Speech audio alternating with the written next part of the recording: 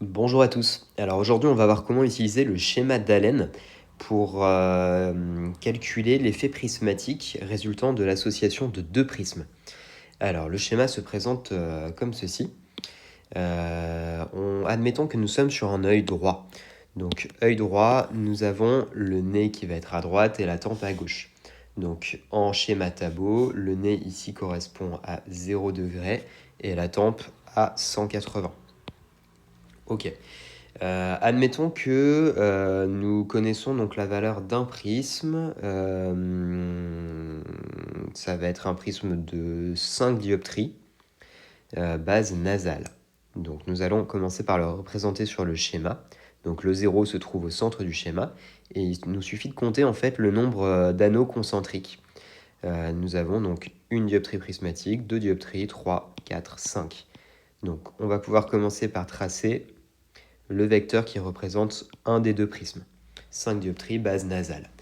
Admettons que nous voulions associer ce prisme à un prisme vertical en base supérieure de 3 dioptries. Il nous suffit en fait de compter. À partir d'ici, on va compter une dioptrie, 2 dioptries, 3 dioptries. On trace le second vecteur. On a une figure ici qui commence à ressembler de plus en plus à un triangle rectangle. Donc on va le représenter ici par l'angle droit et on va pouvoir tracer son hypoténuse. Donc on part du centre et on rejoint l'extrémité de notre second vecteur.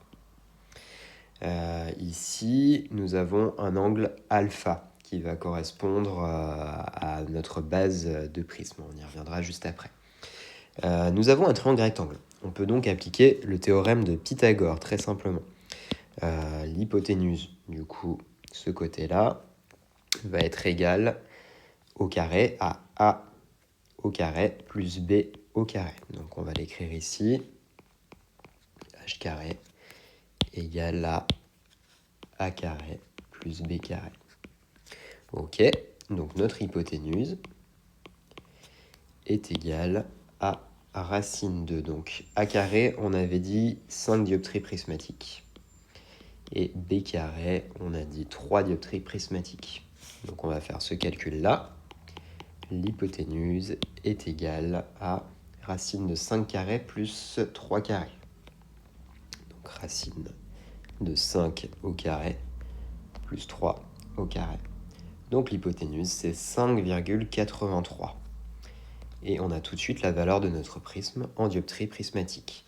5,83 dioptrie prismatique. Ok, on connaît la valeur de notre prisme résultant de l'association d'un prisme horizontal et d'un prisme vertical. Maintenant, on veut connaître l'orientation de sa base. Et c'est là où le schéma d'Allen va être extrêmement pratique. En fait, c'est qu'on va juste avoir à prolonger notre hypoténuse et on va tomber directement sur la base de notre prisme. Donc ici, 30 degrés. On aurait aussi pu utiliser la trigonométrie, en fait. On a notre angle alpha, ici, qui va représenter notre base directement.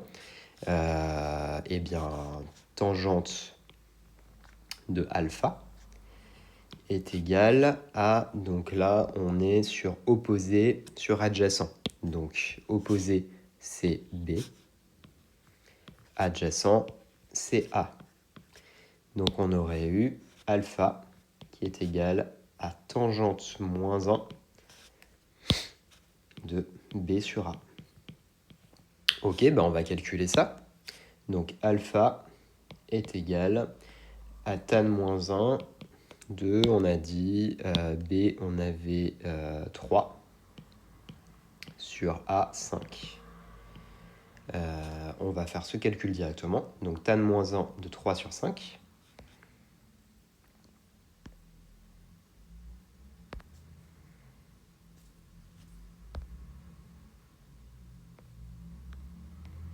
Ok, ici on va obtenir un résultat en radians qu'on va pouvoir convertir en degrés directement.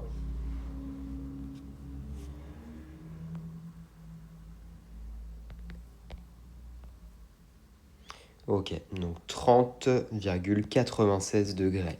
Et on avait vu qu'ici, on tombait sur 30 degrés. Donc on a un tout petit peu moins de précision avec le schéma d'Allen, mais on avait un résultat qui était quand même vraiment très proche. Voilà, donc alpha ici égale 30,96 degrés. Donc voilà, on connaît notre prisme. Donc il est de 5,83 dioptries prismatiques à une base de 30,96 degrés. Tout simplement.